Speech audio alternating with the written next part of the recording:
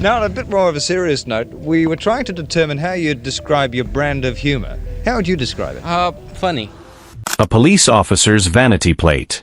A dislocated shoulder in a movie theater. A screenplay shorter than a grocery list.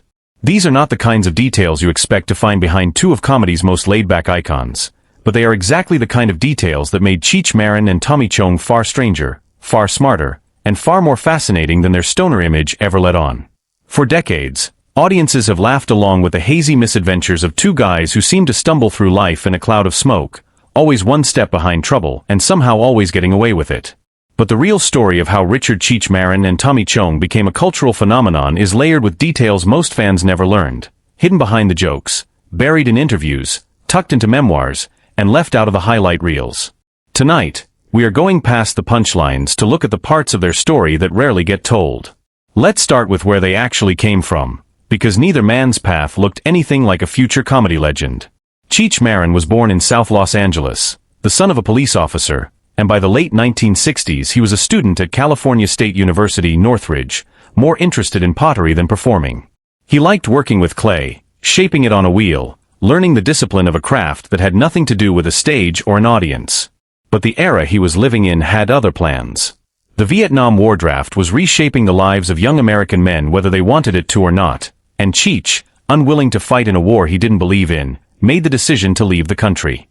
He crossed into Canada, landing in Vancouver with no real plan, just a desire to stay out of a jungle on the other side of the world.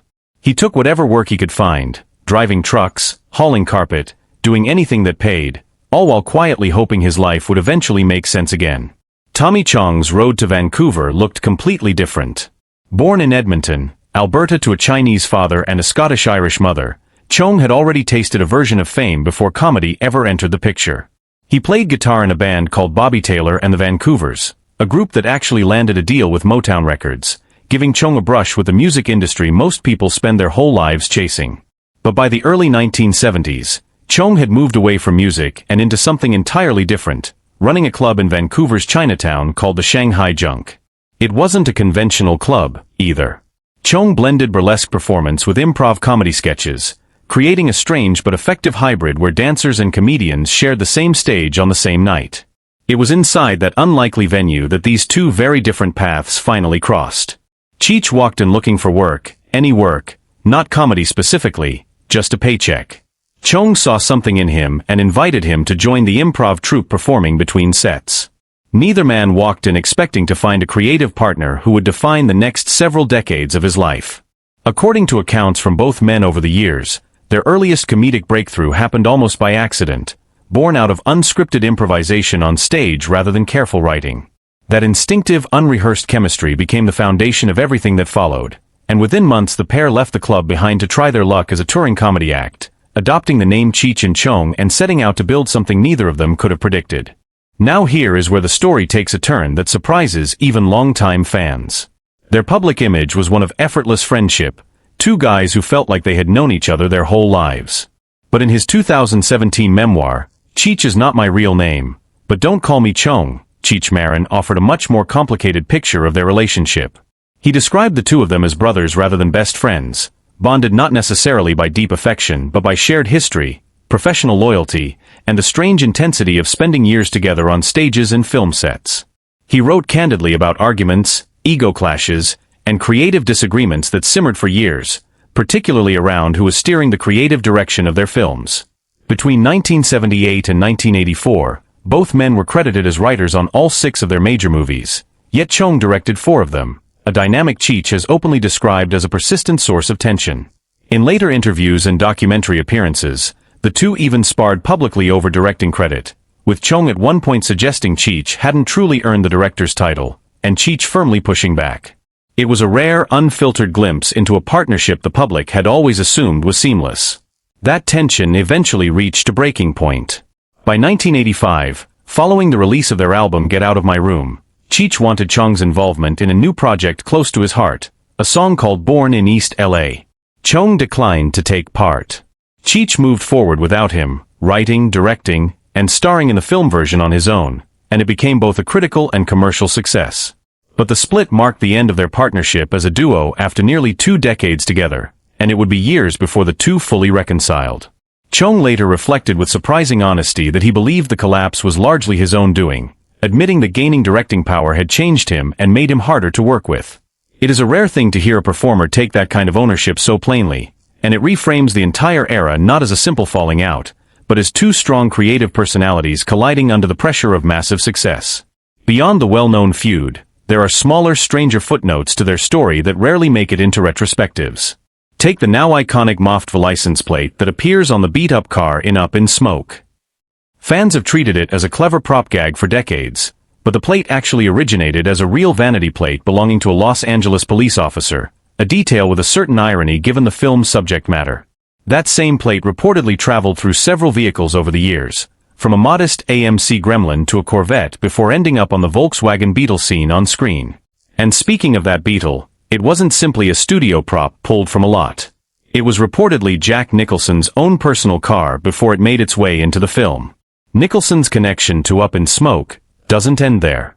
According to producer Lou Adler, when Nicholson attended an early screening of the film, he was recovering from a dislocated shoulder after a car accident and had been told by doctors not to laugh. He couldn't help himself. Every time a joke landed, he let out pained grunts and groans trying to suppress his laughter, and according to Adler, those involuntary reactions actually became an informal barometer for which jokes were working. If a gag could make Nicholson laugh through real physical pain, it stayed in the film.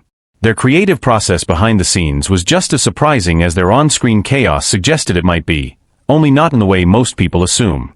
Their 1981 film Nice Dreams reportedly began life as a screenplay just 3.5 pages long, barely more than a loose outline sketching an idea about selling marijuana out of an ice cream truck. It sounds like the product of pure improvisation, and in some ways it was, but according to accounts from those who worked with them, the physical comedy and visual gags throughout their films were meticulously storyboarded in advance, planned out shot by shot despite the loose, freewheeling feeling the finished films projected to audiences. There is also a genuinely bizarre near-miss in horror movie history worth knowing. After reviving the Friday the 13th franchise with Jason Lives in 1986, director Tom McLaughlin reportedly pitched producer Frank Mancuso Jr. on a crossover concept that would have placed Cheech and Chong somewhere in Jason Voorhees' path, either as bumbling marijuana growers stumbling through the woods or as hapless camp counselors completely unprepared for what awaited them. The idea never moved forward, but it remains one of the strangest hypothetical pairings in genre film history, two laid-back comedians accidentally crossing paths with cinema's most relentless slasher. Their range extended well beyond stoner comedy into places longtime fans might never expect.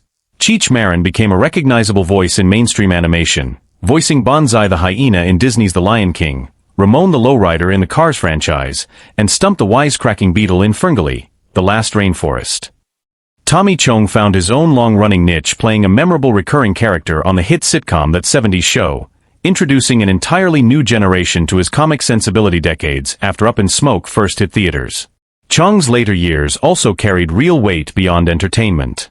In 2003, he was arrested and prosecuted by the federal government for selling glass pipes through his company, a case many observers viewed as politically motivated given his decades of association with cannabis culture. He served 9 months in federal prison, an experience he later spoke about candidly, describing it as a stark reminder that the so-called war on certain substances was often enforced selectively, targeting symbolism as much as substance.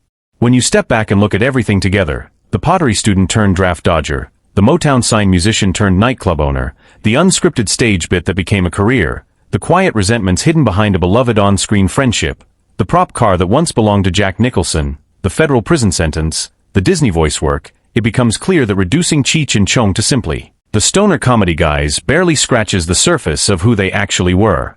Their story is really about two men from wildly different backgrounds who found something rare in each other, something that could produce brilliance and friction in equal measure, and who kept reinventing themselves long after the smoke from their most famous films had cleared. It is a story about creative partnership in its most honest form, complicated, imperfect, occasionally bitter, but undeniably lasting.